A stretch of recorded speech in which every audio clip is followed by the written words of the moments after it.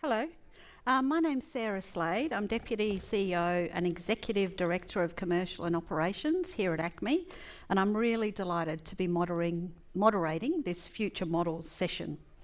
We had a wonderful welcome to country from Tony Garvey this morning, but at the start of this session I would also like to acknowledge the traditional owners of the land and waterways of Greater Melbourne, the people of the Kulin Nation, and recognise that ACMI is located on the lands of the Wurundjeri people. I also pay respect to elders past and present and warmly acknowledge any elders who have joined us here today. So far today, we've heard about infrastructure, what it means, how it affects culture, and what new infrastructure is needed.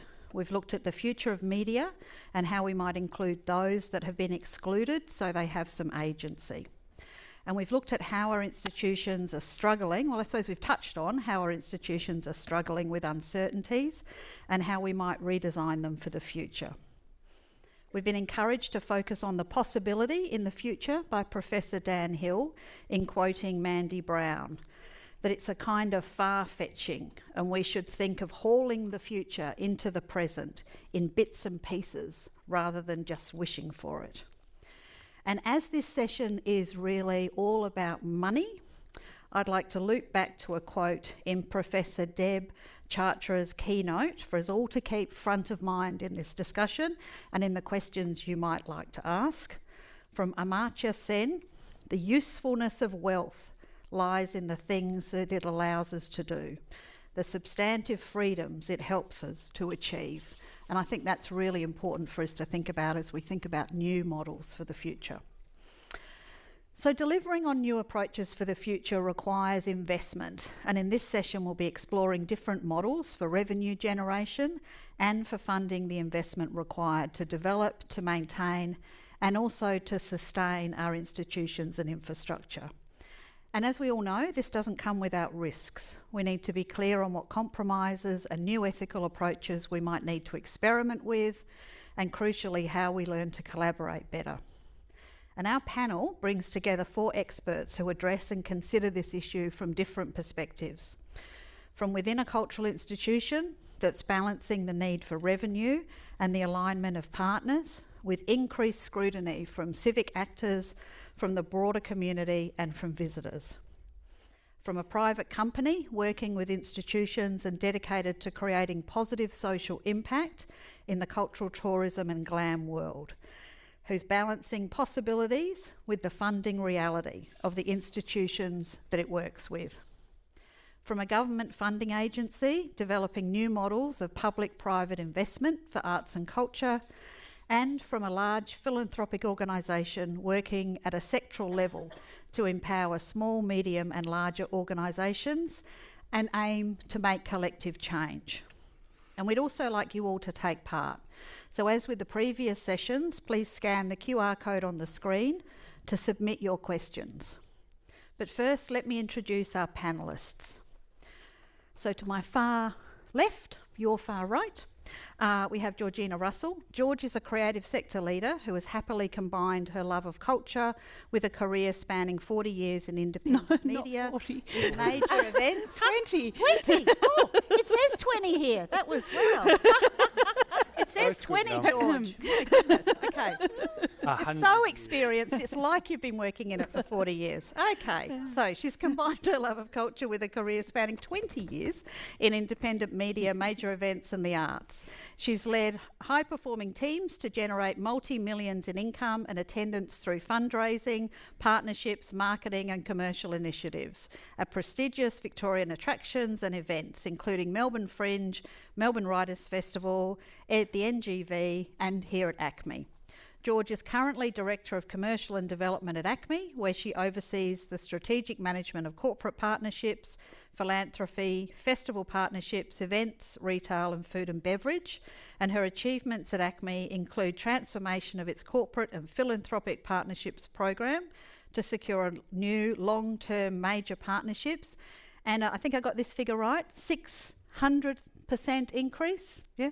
Not 1,200% increase, 600% increase in revenue. Since 2017, George has been a board member of the renowned contemporary dance company Lucy Guerin Incorporated and was co-founder and owner of Smith Ward Wine Bar from 2015 to 2023. Next to her is Tony Holzner. Tony is the Chief Creative Officer and co-founder of Art Processes, the experience, design and technology agency known for their novel approaches to audience engagement in the cultural tourism sector. Tony is passionate about combining the worlds of design, technology and storytelling, and we've heard a lot about storytelling and its importance today, to challenge the status quo and create meaningful change.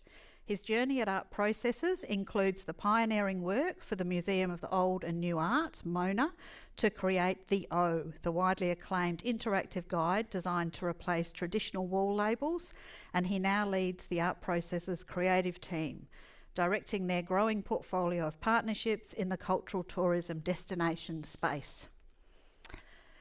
Next to David, who is on the screen, we'll come to you next, David, but next to me is Jayne. Jayne is Director, Private Partnerships and Impact at Creative Australia. She's responsible for developing models of public and private investment for the creative sector. She oversees the Australian Cultural Fund, which last year raised and distributed over $10 million in philanthropic support to Australian artists and art organisations. She began her career in the arts as a classical musician and producer, after which she relocated to Paris to take up the role of Head of Development at Arts d'Australie. Since then, she has taken on leadership and development roles at Melbourne Fringe as CEO and Creative Director, Malthouse Theatre Company as Development Manager, Melbourne Theatre Company as Director of Development, and Creative Partnerships Australia as Executive Director, Research and Engagement.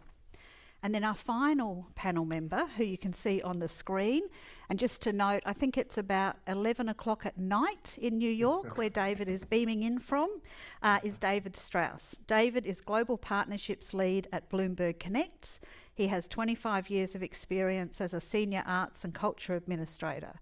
Prior to joining Bloomberg in 2019 to oversee partner recruiting, David served as Deputy Director of the Queen's Museum in New York, worked for the artist Takashi Murakami, and began his career at the Museum of Fine Arts in Boston. So I think you'd agree with me, we have a very well-rounded panel to take on the topic of future models. And I'll ask my first question to you, David. As the partnerships lead for Bloomberg Connects, can you outline why the decision was made to start working on a sectoral level and explain for us all what this model looks like? Sure. Well, first off, I love that we're looking at the future, yet I'm still existing in Tuesday, so in the past. But you mentioned the usefulness of wealth in your intro.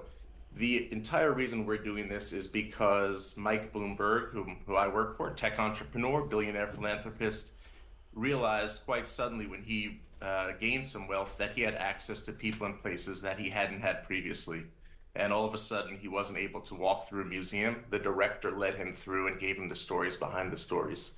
And from that first instance, Mike was dedicated to giving everybody that same experience, that same access, because he knew that it would benefit the institutions themselves, society at large. So we began by funding individual audio guides at major institutions around the world. We then, as technology evolved, began funding journeys of app development at other institutions, and realized that, cultural institutions are wonderful at a lot of things, but managing a never-ending tech project was a burden that really was not required to succeed. And why were we making them do that? And why were we making them do that in isolation? There were thousands of potential organizations. We, as a big funder, worked with 17, so that means that 99.9% of the field was not being able to harness this power of technology. And we also looked at resources beyond what we typically did as a philanthropy. We used to just give out, funding, but we looked at our corporation and said, we have 6,000 engineers.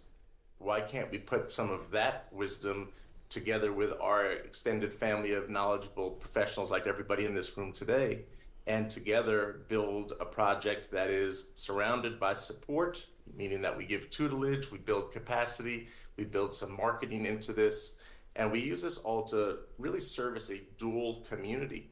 On one hand, we got the 5 million people that are using the app right now, but on the other hand, we have the 1,000 organizations that are sharing their knowledge to propel the field forward. And I think that is the greatest power. We want, I think at the end of the day, for arts and culture to be able to compete with Netflix and professional sports for people's leisure time, because we do think that there is a significant benefit for that. And what better way to do that than to have everybody sharing a single platform? Our goal is essentially very simple, to just empower the field with what they need, what you need, to live up to the expectations, the changing expectations of visitors that are looking for meaningful experiences, whether they can set foot into your spaces or they can only do it from New York City because Australia is just a little too far. And I think the way we designed this was really by listening. We had countless hours of interviews with arts leaders, with folks that, like Tony, like George, like all four of you, to see what had worked in the past, what wasn't working now, what the limitations were.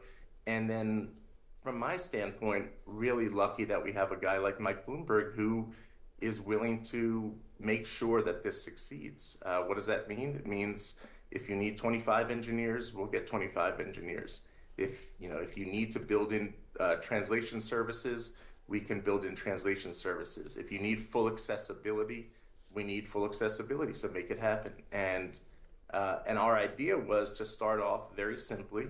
We had two partners, one in New York at the Guggenheim Museum, one in London at the Serpentine, because our teams were on the ground there to carefully monitor and research and do the follow-up. And now, we're slowly growing our markets, but the idea is, how do we take audiences that are going to the big institutions, make sure that they are turned on to the small groups, and how do we all learn together? And how do we make sure that the knowledge of the institution that's been working in digital for 20 years is passed down to the fledgling organization that is just doing something for the first time beyond a website and maybe dabbling in social media? Fantastic. And I think it's something that continues to evolve, and we never purport to be the smartest people in the room. We're just able to bring and join the smartest people in a room. Great. Thanks, David. And so, Jayne, impact is clearly key to what David was just talking about at Bloomberg Connects. And it's also key to Creative Australia establishing Australia's first impact investment fund for the creative industries. So can you talk about how this funding model is different to what was there before? And what are the incentives for private sector investment in the creative industries? Yeah, absolutely. I think it's really interesting that the last session ended with a call or a bit of a cry that there's not enough money. Yeah. I think everyone in the room has sat in front of their computer at some point as an administrator and said there's not enough money. But then in the next 10 years, there will be trillions of dollars of intergenerational wealth transferred in Australia. There is enough money. There's a lot of money out there. And the key issue for us in identifying this is that it's just not coming our way, and we're not able to articulate the value of the work that we do in a way that attracts that kind of capital investment. So as some of you know, there's been a few changes at Creative Australia over the last sort of 18 months to 2 years. And one of them has been driven by our Cultural Policy Revive, which is that there's a real mandate to connect the work that we do in granting and supporting organisations with funding models that also include private sector support. So that's philanthropy, but it's also different kinds of investment. I think it's really interesting. Another phrase I hear a lot is like, the model is broken. The model is broken. And I think that when we say that, sometimes we're searching for this kind of master model of arts funding that works for everybody, that stops the entropy, that makes sense. And I think what we're understanding as we explore this idea of impact investment and new funding models is that in the same way that the creative sector we work for is plural and diverse and is making new things, we need to think about funding models that work for different parts of the sector. So instead of restricting ourselves to one way of thinking, really proliferating.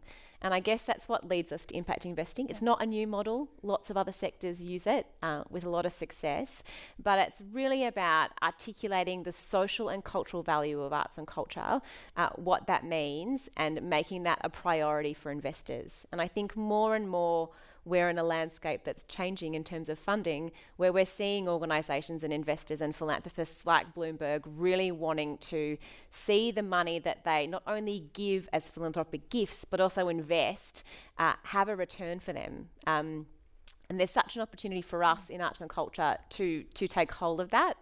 I think in the cultural sector, we all know the value of what we do, and we all have different ways of articulating it. But what we're looking at with this impact investing model is really creating a framework whereby we as a collective can articulate why arts and culture matters and the transformative effect it has on communities and culture to drive investment in that space.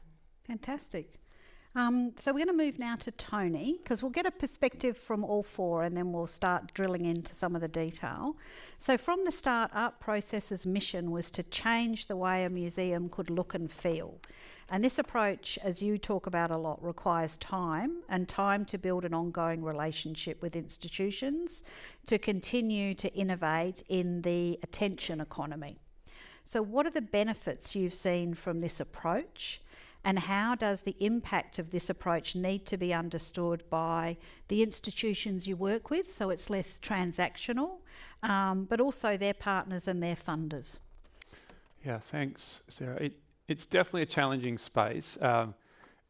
We do a lot of research and development, and that takes time. And so, but when we say time, it's when we laughed a little bit before about 20 years, 40 years, high quality research and development takes time because you have to work with a lot of different people, and you have to build trust, and you have to build those relationships.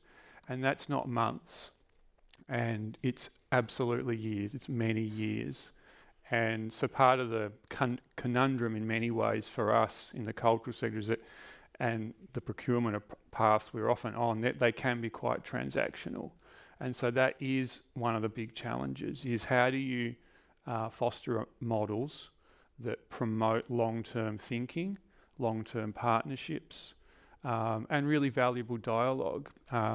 You need teams that love working together, and that does not happen overnight. So it's something that we're always pushing and trying to find those partnerships. It probably goes for other parts of life too, not just business, but you need the time.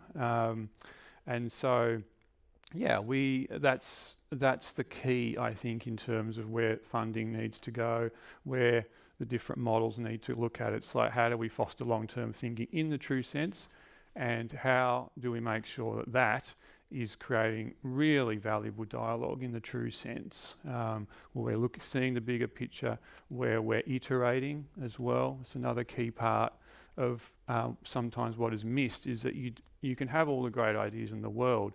It's the power of iteration over time, making mistakes, and again, that dialogue intertwined in that is absolutely critical. So yes, let's think over 1,000-year times, perhaps. 1,000-year times, okay. Why not? I think you need to be audacious is the point, I guess.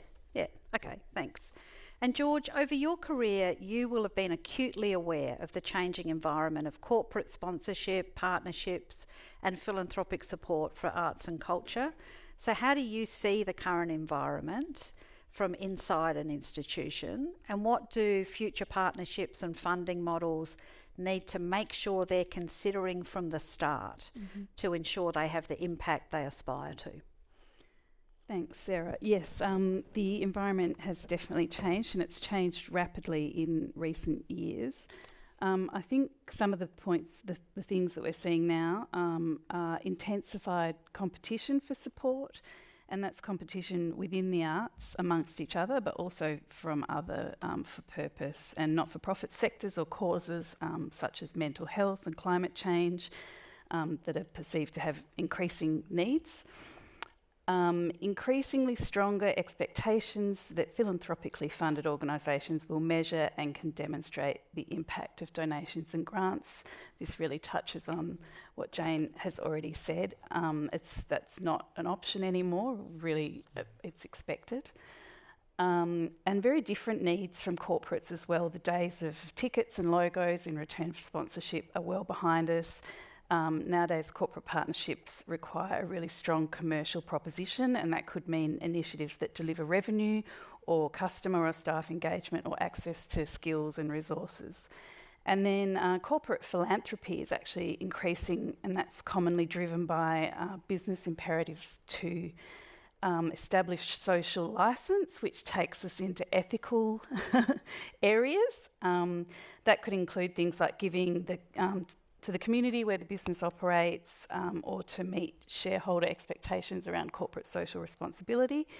In some cases, corporate philanthropy is actually being driven by employees and their priorities too, through things like workplace giving. So overall, both corporates and philanthropists are looking for deeper partnerships that deliver real business results, lasting social impact, or both. The other significant change is how our organisations are funded, and who is funding us is being scrutinised. It's under closer public scrutiny than ever.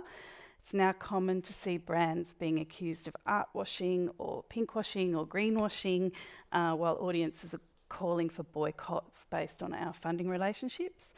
So more than ever, we're really answerable to our audiences, our artists and our staff, and their expectations are quite rightly very high. For future models of corporate and philanthropic partnerships, I think we need to approach them more by asking what can we achieve together, or what problems can we solve together in partnership, to enable us to move beyond transactional funding relationships and more into strategic and sustainable partnerships. And I think that's another needs time and relationship building. Yep. Our organisations need to employ values-based decision-making from the outset when new models are being established, to ensure that new funding models are genuinely aligned with your organisation and its values. That's going to require us to really know who we're working with and to do the necessary research, with more time and more resources. To develop clear principles that define who we will and won't work with and why.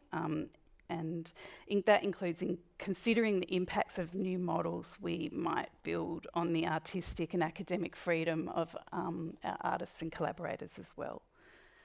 I think we need to collaborate really well internally and ensure that some of the challenges that I've just talked about are understood really from board down and across the organisation. New models are going to require buy-in and participation from across the organisation. It's not the role of one team. And finally, I think we need to ask how we can better demonstrate the incredible social impact of the arts in society, which is really well documented but not widely recognised, I think. So that, like sport or healthcare, the work of arts and culture is acknowledged, and the value of that is acknowledged in the mainstream, not just within places like this. Yeah, no, it's fascinating. And it's interesting because a lot of the themes that we've been touching on are obviously coming through in some of the questions from the audience. And there's an inherent hesitancy, I suppose, about if you're taking money from someone, what do they want from that money? And so one of the questions is, while receiving funding from private sector investments, how can we protect ourselves from being used as a form of advertising? Yep. And George, you touched on that with some of the measures that we need to take to make sure that we're aligned. Yeah, well, I think, so ACMI, we've established some principles around partnerships, and we kind of know what we will and won't do from the outset. And yeah, I think just continually going back to your own values, purpose, strategy, it'll soon become clear whether advertising a partner's product or Yeah. whatever it is appropriate for you or not.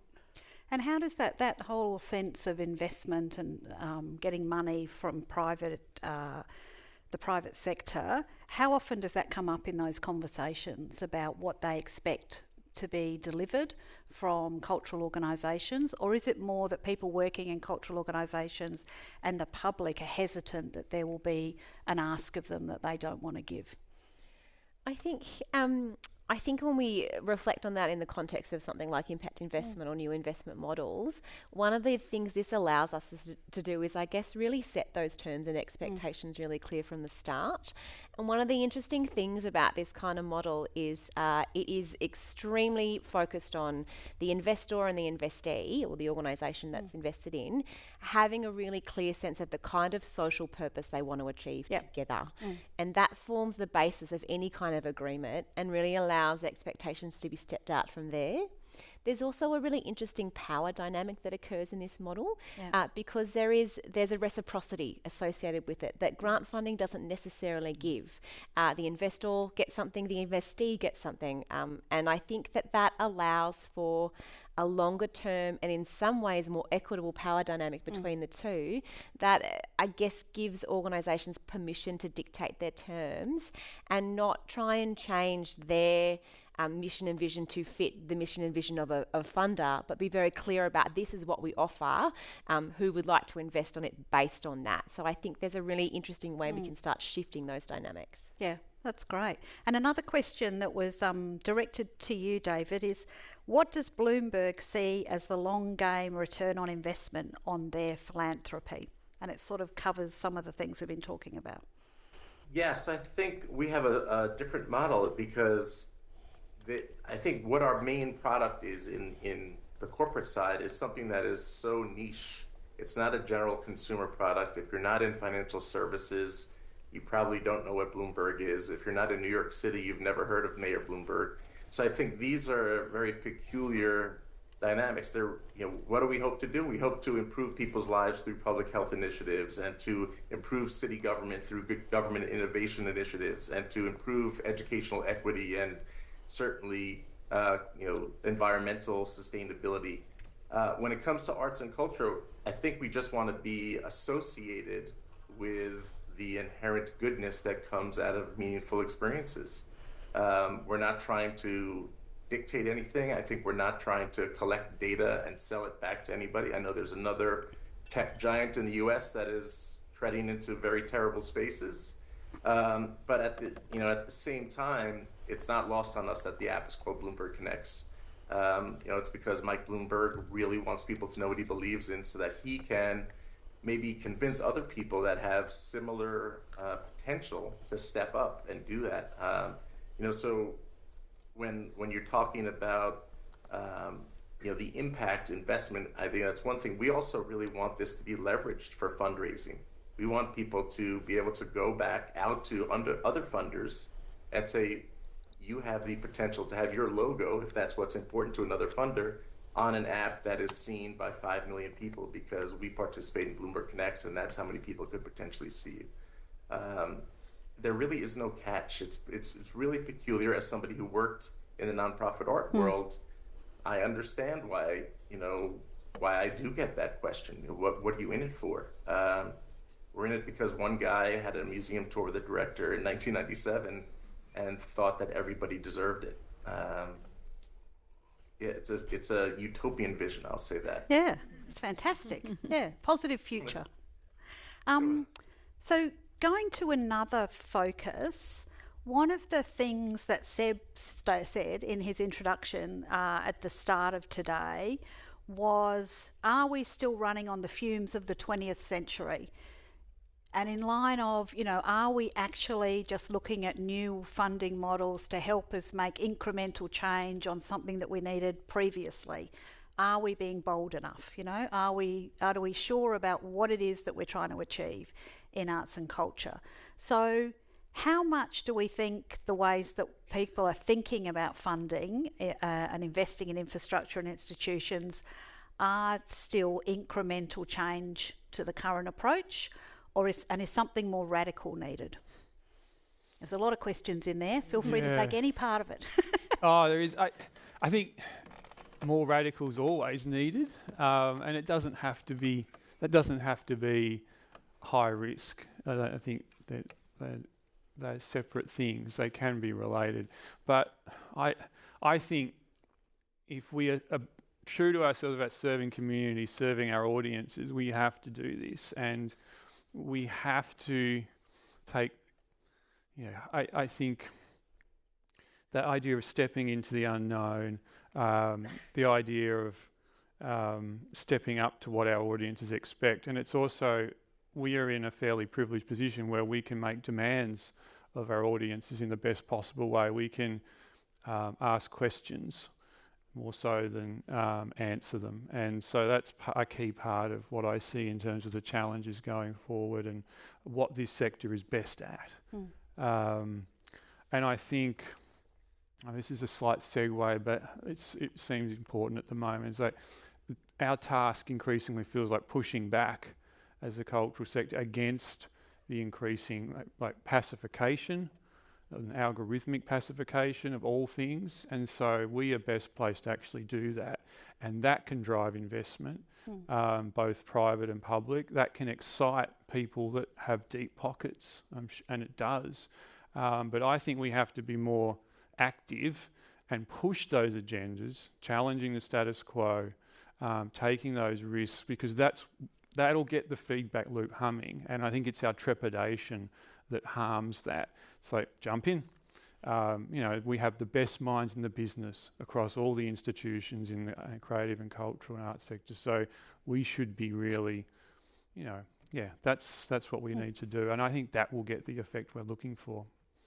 And what's your experience, Jayne? Do you think that as a sector, you were talking before about us needing to be clearer on the benefits that we provide, the social impact that we're trying to have. Do you get the sense from the sector that the sector is too timid and that the investors are looking for more? Absolutely. I think one of the interesting things we've found in circulating this impact investing idea is that we've gone to philanthropy and investors, and the first thing they've said is there's not a mechanism for us to do this, and there's not necessarily a pipeline of organisations that are investment ready, and that's a tricky phrase, but I think one of the things in the sector, and to speak to that idea of boldness, we shy away from is that you can't make art and make money at the same time, and that's just not true. And I think we really shy away, and some organisations don't want to be seen as arts businesses or entrepreneurs, and that is totally fair, but a lot do. And one of the things that we find really interesting is artists engage with the for-purpose and the commercial sector across the board. They don't see the difference as practicing artists as often. And so we have a responsibility to engage with and speak to parts of the sector that are more profit-driven, that do want to create wealth to reinvest back into the sector. And in doing so, I think that's how we catch the ear and the eye of investors, that we take ourselves seriously as a sector of businesses. I would also add just that the shift from transactional to collaborative partnerships is actually quite radical for a lot of organisations, and I think a large part of the sector who are still working really traditionally. Yeah, that's a really good point. So the most popular question that we have on the Slido is, and I'm looking at you and David. The reason I keep looking here when David's speaking, just in case you're wondering in the audience, is because he's also on a screen down there. So we're not being rude ignoring him on the screen next to us, but it might look slightly strange for you up there. The most popular question is, please share a practical real-world impact investment example, more for Jayne than you, David, in Australia that has benefited the arts and arts workers. I know. Yeah, it's very popular. Keeps going up. Okay, we don't have many, I want to be honest with you, but we've recently been talking with and working with a really great organisation in Sydney called Shopfront Arts. I think a lot of you probably know their work in the room, and they undertook an impact investment to renovate and develop a space of theirs, their space, their theatre and office spaces. One of the things that is required for an organisation to engage in this kind of model is you have to have an idea of growth and you have to have something that you want to build or create that will generate revenue for you. So it's not about keeping the lights on. It's not about doing more shows. It's about thinking about shifting your business model. Shopfront did this really successfully. They took out quite a large impact loan. And what they did, which is really clever, is they used that to leverage philanthropic support too. So they got this impact loan, then they went to a philanthropic foundation and say, we've got this loan, will you give us X amount on top of that? They then went to state and local government and said, we've got this impact loan, will you give us this to help leverage it? So, I mean, in this context, we'd call that a blended finance model is the terminology. But they were really clever about understanding that there's not one way to get money in the door, and that one kind of investment often unlocks another kind of investment. They're a really great case study. They're online on the Social Enterprise Finance Australia website. I've got a really great case study on them. It's worth looking at it. But that's just one model. And I think what we find with this kind of investment model is that there are lots of different ways to do it. And we're really interested in working with the sector to learn what your ideas are in terms of what you think could be a really great revenue generating idea, what you think could be transformative for your part of the sector, because it's different for everyone as well. Yeah, I mean, might add that little project in Tasmania, Mona, might be a reasonable example. It's a tiny heavy, little project. heavy private investment, and it's the ripples spread out all across the country. I'm here because of that project, and Processes in many ways is a commercial spin-off looking for the asymmetric upside from that investment in cultural capital in the community. So yeah, that's one example. That's a beautiful example. Yeah. And so, but I suppose one of the difficulties, and probably where the question was coming from, is when you don't have someone like Bloomberg do, or like Processes do with Mona, one person who is happy to hand over that, how do you engage people to invest in you so we can get the same benefits throughout the sector? Yeah, well, and I think that's where sharing and distributing that IP, and the IP being the knowledge in all of our minds from working on those audacious projects. Anything that we're doing has the potential, really, if we take stock, to spool up. And as you mentioned, James, it works in many different ways. The outputs can manifest in many different ways and generate new paths. But it is that approach of looking at new models and working on exciting new projects, bold new projects, that gets that feedback loop going. Yeah. Excellent. So we have another question, which is for David and George. We'll start with David. So the question is, for Bloomberg and ACMI, what are your partnership principles? I think everything has always been about collaboration. I mean, it's the same themes we hear over and over again, which is, from our standpoint, we want radical candor from each of our partners. We want them to tell us what we need to do better. We want them to tell us every step of the way what is causing them undue stress, because we want to make those improvements. We want every question to be posed honestly. And what do we expect of them? We expect that they put the time and the creativity in it, and that they listen to their colleagues in the field and bring that experimental and opportunistic thinking to storytelling. Beyond that, and I think this speaks to the last question as well, we want them to tell us what we need to do as a philanthropy beyond Bloomberg Connects. Wouldn't it be great if you also did X, Y, and Z? Because like any organization, we turn like an ocean liner, and that's not always as agile as the field needs. I can honestly say that the last great decision that we made was because of COVID. We realized everybody was closed. Everybody needed to build their digital presence. And we started this program called the Digital Accelerator Program, where we could give you grants to build out your tech backbone, whether that's a new website or a new streaming service or new CRMs, that you know who's coming in and out and how to fundraise more efficiently. And those projects have been incredibly impactful, where some organizational partners have increased their revenue 600%, 700% just by having that kind of tool. So, I think that's really what we rely on, and that people will share their limitations with us as well. You know, we come in with a lot of expectations because that's just part of our ethos.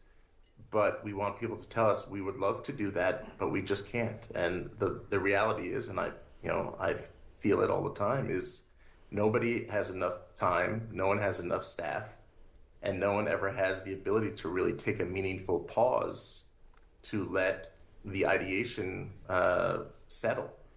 So I think those are our key tenets, and obviously all kinds of ethical things that we expect. We believe in some key core tenets of society.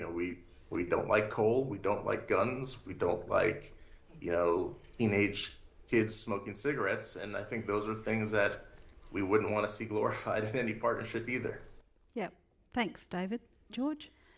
Our partnership principles, it's worth mentioning that they're sort of umbrellaed by our strategy and values and things like corporate partnership policy. So they're part of a whole family, I guess, of documents that guide us. But the kinds of principles that we have stated are, that the organisation should align to ACMI's values, that the organisation should enact its own values. It's not just a list on their website. That it's a properly governed organisation, that it doesn't cause harm to people or the environment, and as I said earlier, that the partnership won't impinge on the artistic freedom of the artists and collaborators we work with. So there's some of the principles that we look at now for every new partnership we establish. Thanks. I'm just looking through. There's a great range of questions here. I'm just working out where to go to next, so we cover them all. So one of the things which goes back to the boldness question, one point here is that our cultural institutions carry a fear of offending the sensibilities of their funding sources, leading to bold decisions being avoided or watered down. Have you experienced that, Tony, from your point of view, separate to what the work you do with Mona, but as a private organisation, trying to get clients? It's a good question. I think it varies. I mean, this is the beauty of the sector in many ways. Every organisation completely unique, weird and wonderful, and that's in many ways why we're probably here today. And so you get different outcomes, you get different approaches. I think it's a blessing most of the time. I don't see that as a major issue. Those points of difference are what makes it interesting.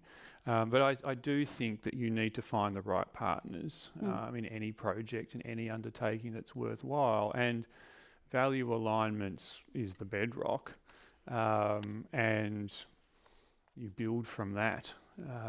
But I think every source of funding, every gift, every donation, there's typically strings attached.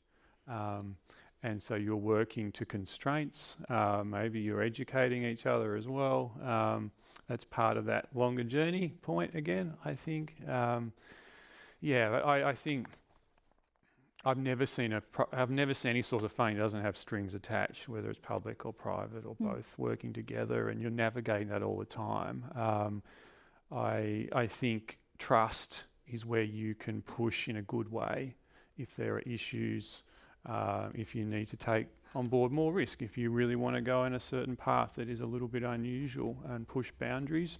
Trust will get you by, and value alignment underneath that. But it does ebb and flow, and it is always very different, is all I would probably say.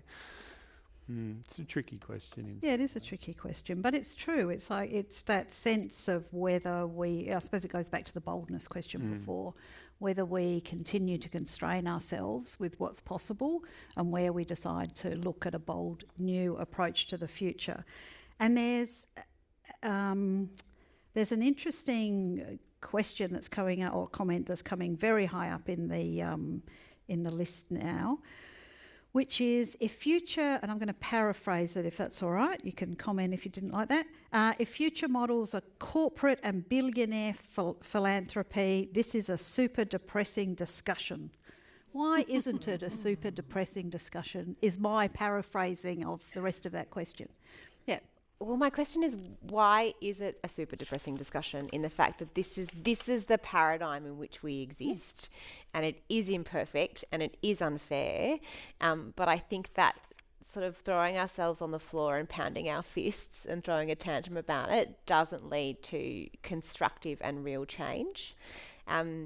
I think it's fair to feel frustrated because we all do, but I think a good funder and the right funder, be it a billionaire, be it a corporate partner, is an enabling funder.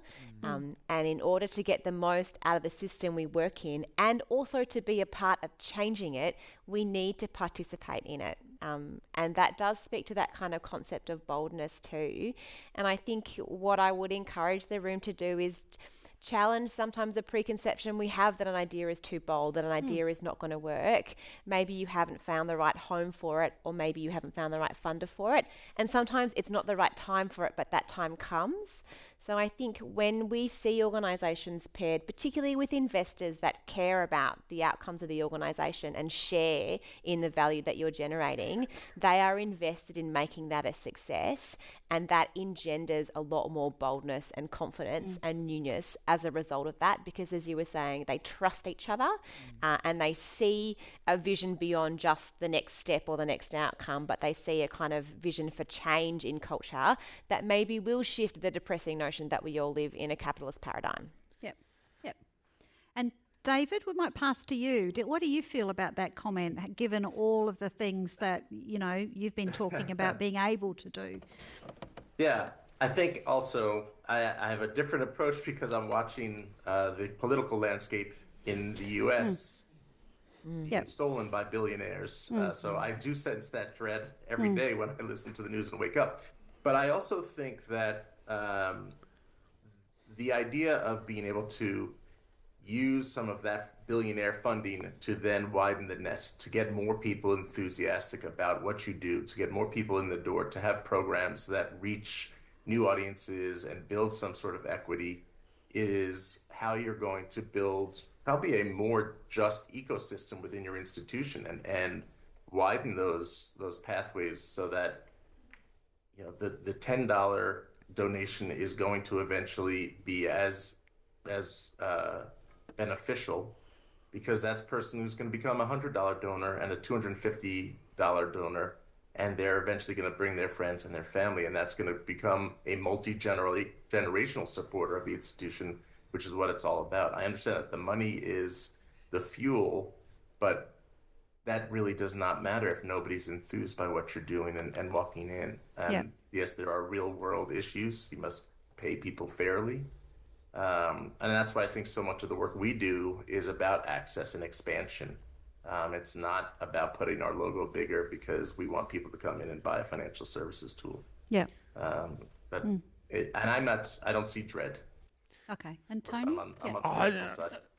Yeah, I mean, it's probably not the forum where we can address structural inequality at the layer of, billionaires and hoarding wealth at that level. But I mean, I think in this country, it is time for corporate Australia to step up in a bigger way. And I would posit that if we can get corporate Australia more excited and have the right conversations, look at that kind of sus phrase, or mutual benefit, but impact investing can really help in that sense, I think, and it is about a more complex understanding of benefit in that sense. But yeah, I think you need a diversity of investment, and corporate Australia certainly in the local area we live in here could certainly step up in a bigger way, and so too those deep-pocketed individuals, high net wealth individuals. But I'm sure we're all thinking that structurally that's a massive issue for society that is beyond the scope of this chat. But there is a lot of generosity beyond billionaires.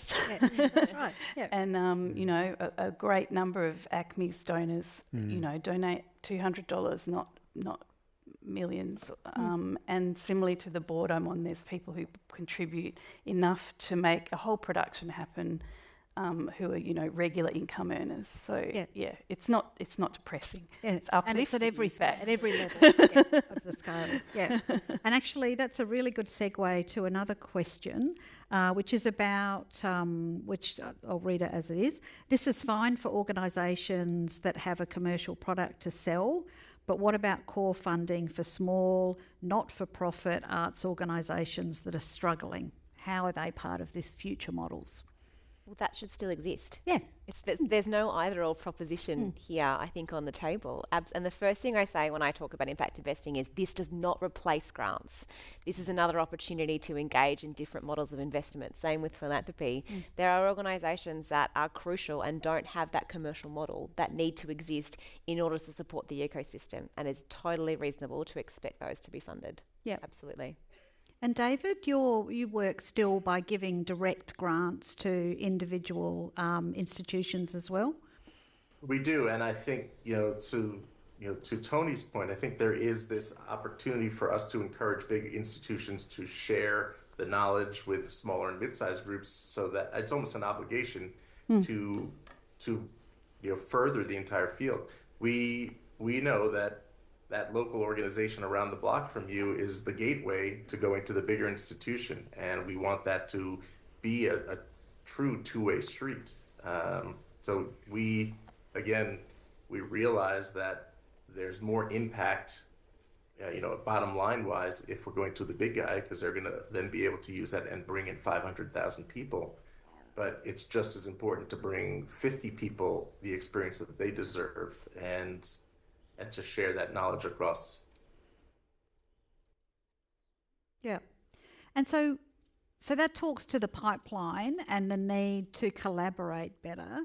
And so, Jayne, from your perspective, what do you need the sector, what do you see as the gaps that the sector's not doing to give you the sort of information that might help you with going and getting more investment that can go back into the sector and highlighting? I mean, we all said before, we know the value of what we do, but we're not very good at talking about it. So what do you need to be able to help with that? Yeah, that's a great question. We think about that a lot. I think it's about working with organisations in the sector to really understand how to articulate value in different senses and contexts. That's really important.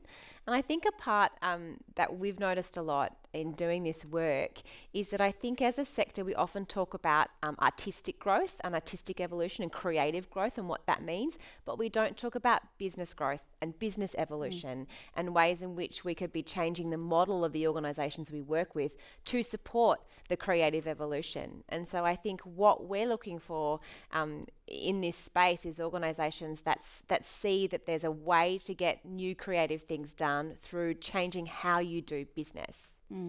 Which is also something that we want to support organisations in doing. I think one of the things that's clear is a big part of this impact investment work is capability building and working with organisations to really understand how we do that. It's new, and at Creative Australia we're learning too, so it's something we want to do together, I think. Yeah. And George, I know one of the things that we work on here, and you're a big proponent of, and in all the places that you've worked, is actually being able to measure the impact of the values that we live and the impact of what we're doing for audiences. How do you think that's needed more across the sector? I think a lot of organisations, from speaking to them, are really struggling with how to do this in a useful way, and I do think some shared resources or tools could be very helpful in that, or shared models, so that many of us are reporting the same thing in the same way. Yeah, it's an interesting. This comes up It comes up often in our work, is the idea of how you can more accurately measure those more intangible benefits, and that's very challenging, because I think there's a focus on the really base layer of this is foot traffic, how many people through the door.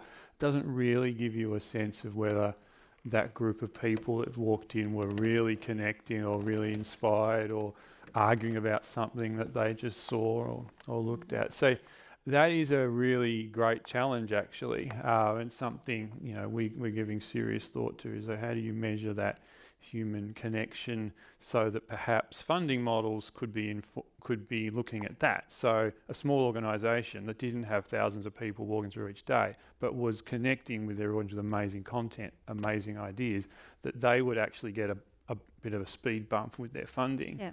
Like if we were thinking more about how to turn that on its head, maybe that could really help with some of these models to encourage different levels of investment, and maybe build different frameworks therein.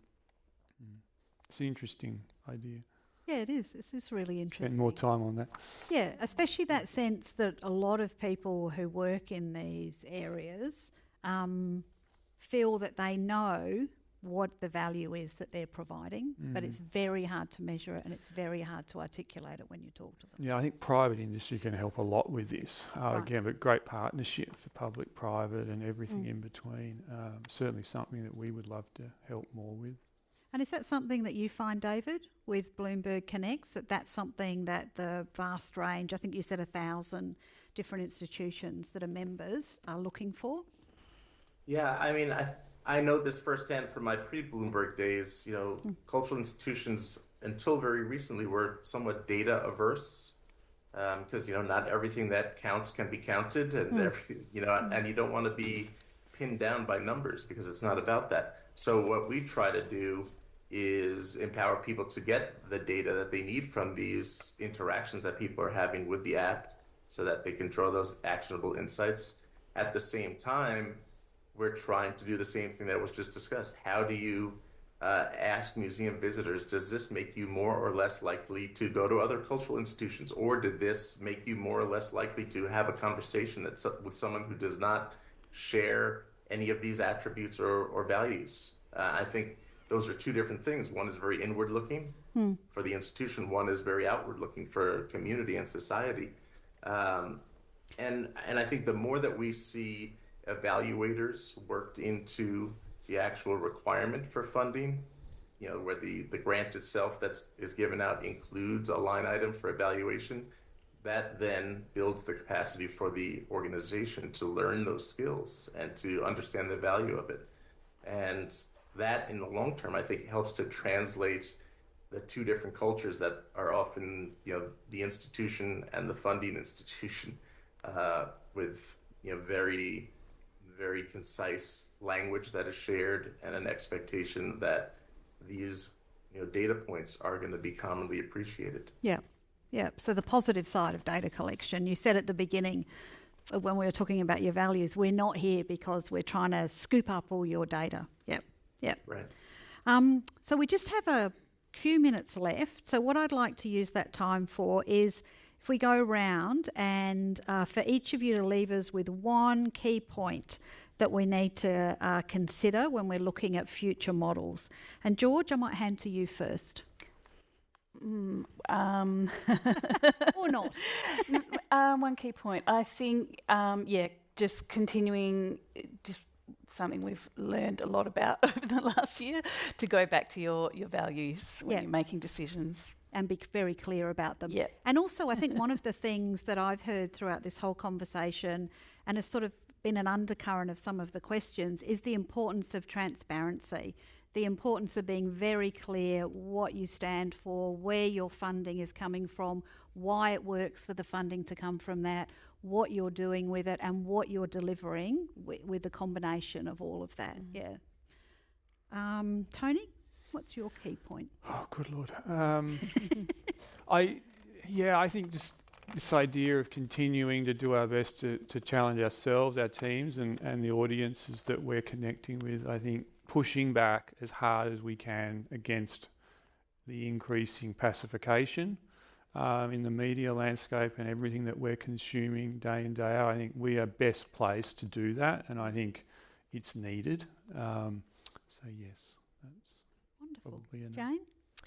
I want to throw something slightly new into the mix, but in meeting over the past sort of 10, 15 years in talking to philanthropy and corporates about why they invest in the arts and why they invest in a particular company, while they invest in the arts because of shared values, they invest in a particular company because of leadership, because there's a person in that company that has a vision and an ambition and is able to articulate and understand it. So it's almost a provocation for the audience to understand that, be that kind of leader that organisations believe in and want to invest in, because that's where you'll get the funds. Fantastic. Yeah. David? I just think the collaboration at every level. I think the fact that we're all in this room together right now sharing these ideas has to be replicated. I think the funders are doing more and more of that each day, where they're getting together and seeing how they can collaboratively impact different aspects and complement each other. But I also think that there have to be more avenues for more voices to be expressed. You know, I look up the makeup of this panel, and I think we're wonderful people, but there's a lot of voices that are not being heard as well. So how do we change that? Yep, fantastic. So thank you all for this great conversation and for leaving us with your final thoughts.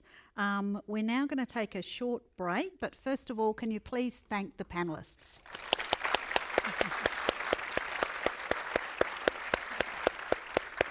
Thank you.